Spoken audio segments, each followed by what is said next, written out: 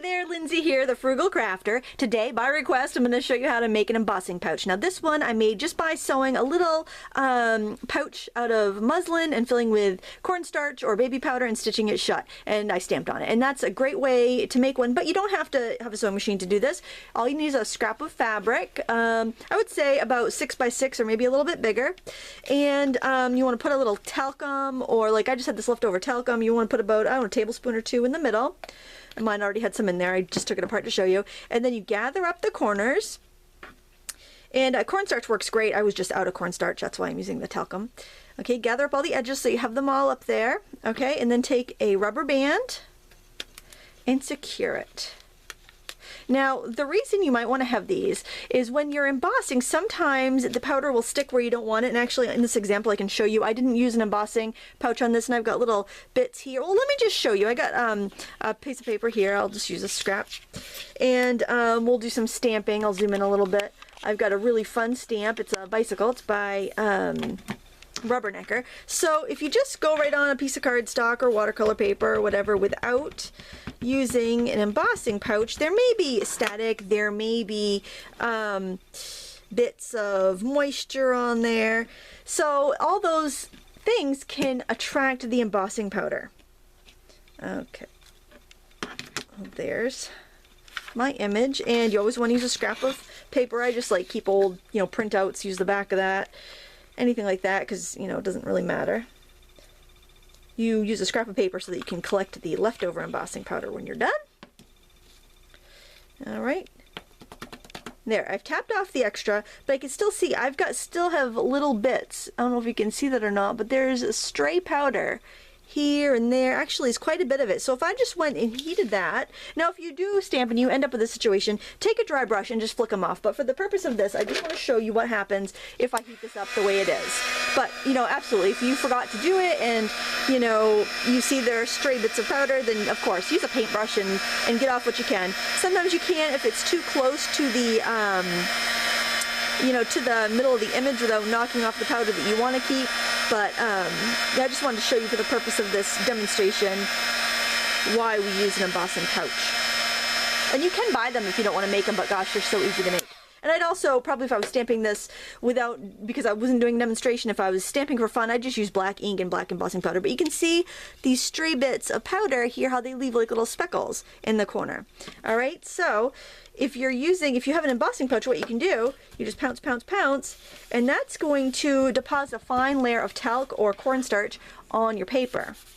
Okay, and what that's going to do is it's going to take away any static cling, and it's also going to absorb any moisture. So if you're like me and you're working in a basement where your paper is exposed to some moisture, this is going to fix any of those problems. Okay, so what I'm going to do is just stamp.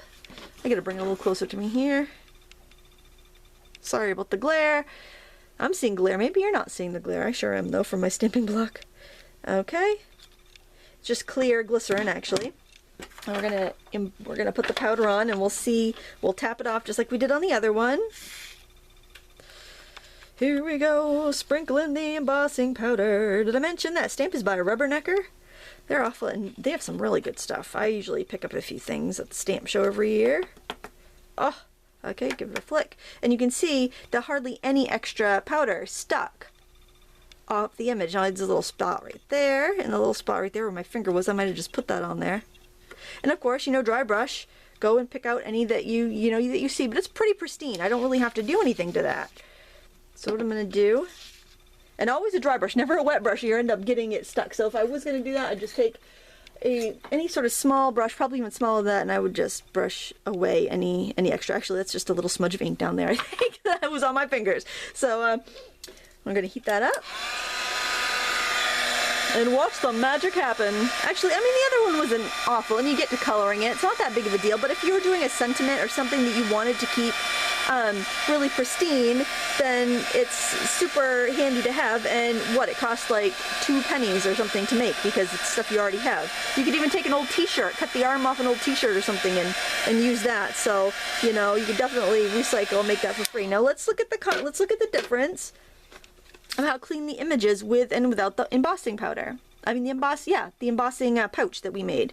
So there you can see a really good example. Now let's color this up. Now the cool thing about embossing an image is that you can use your watercolor markers or watercolors, not really have to worry about much. So what I'm going to do is I've got some of my Spectrum Aquas here in a basket, all ready to go. Tisket a tasket, markers in a basket. I'm feeling silly today. I'm feeling like I'm gonna get stuff done today. Do you ever that feeling like, yeah, nothing's gonna stop me, I'm gonna be productive, I'm not gonna waste the day. I'm gonna try walking the dog around lunchtime instead of first thing. Get in my studio first thing. Hopefully that'll be the ticket. I'm gonna spray it with water. I love how these Spectrum Aquas move, and something I did realize that I can actually go on wet paper with the Spectrum Aquas, and it does give me a really light wash, as long as you're working on watercolor paper. If you're working on cardstock, that might just that might pill the paper. I'm just using a lighter shade of markers. I am just tongue-tied today. I'm going to scribble this off because you can see that I picked up a little bit of the blue on there. Let's scribble that off so it's nice and clean. All right. And now another thing I can do is I can just kind of gently blot it. Now because of the embossing, it's going to kind of make little barriers on other parts of my design. So if I want to color this, I can go ahead and do that without worrying about too much bleeding, even with this juicy red marker. I'm just going to go ahead and add some color into the bike, and it shouldn't bleed any further than my lines. I did blot a little bit off. Of course, if I, color outside of the lines, then it can't help me. Maybe I'll use a fine tip for getting in there, because that's pretty skinny in there. Get right in there. Yeah, I think I probably need the wider tip to deposit enough ink on that wet paper. The thing is, if your paper's wetter than your marker tip, it's going to want to suck up the pigment as opposed to deposit it. So it's just kind of like the water wants to go where it's drier. I guess in that case it wants to be sucked up into the stuff. Alright, so there we go. There's our little image, and I thought it'd be fun to kind of put it in a card like we just did, and I just grabbed a couple scraps. Now I wanted to show you something that's kind of cool. So you can do two different types of cards with a regular 8.5 inch by 11 piece of paper. So the demonstration that I just showed you, I had a regular side fold card. Let's zoom out a little bit. And if you just want to see how to do the embossing thing, that part's done. So this is a regular side fold card, but you can actually cut the paper the hot dog way instead of the hamburger way, and you can get two of these long cards, top fold note cards, which are kind of trendy and modern at the moment. So there's another idea for you. So we're just going to put this together. Hold on, I gotta go get my adhesive gun. And the best tip that somebody shared with me, actually, a couple of my viewers said, hey, go check out Prairie Paper Ink's channel, because she discovered this way to shim your tape gun if your tape is not flat, so that it doesn't keep gumming up on you. And it was just an amazing tutorial. I'll try to remember to put a link below. That was Prairie Paper Ink's channel. It was such an awesome tip. I just used cereal boxes and I cut out my shims, and now it is not gumming up. It's just fantastic. This is still wet. I'm going to just heat this gently from the back to kind of dry it up a little bit so that adhesive will stick and I won't smear it all to high heavens.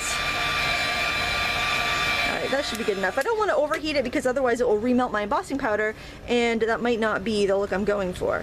So it's still a little damp. I'm just going to work gently here. And I'm always excited to see how it's going to come out, so it makes me rush sometimes. Probably not a good habit. Then I have to go in and sneak in extra adhesive under the corners and stuff. Do you guys ever have to do that, or are you patient? I was thinking I'd use my paper trimmer, but then it's probably going to smear my wet marker, so I'll just use scissors. And this will make a really cute little note card for a birthday, or for a thank you or thinking of you, and it's, it'll work good for a boy or a girl, which is nice. It's hard to find those cards that will do for either, and it's just so fun and summery. Alright, I'm just going to make a little bend there so I know where to trim that off. Use your trimmers. You'll get a much more accurate cut with a paper trimmer. I just wanted to put this together quickly for you here on the video. But there you have it. I think it's a pretty pretty fun, easy technique. You can make your own embossing pouch, and it'll definitely save you some wasted paper, I think, in the craft room. I hope you like this tutorial. If you found it helpful, please give me a thumbs up and subscribe and share this with other friends of yours that may also find this video helpful. Thank you so much for watching. I'll put links in the video description to the products that I used, and until next time, happy crafting.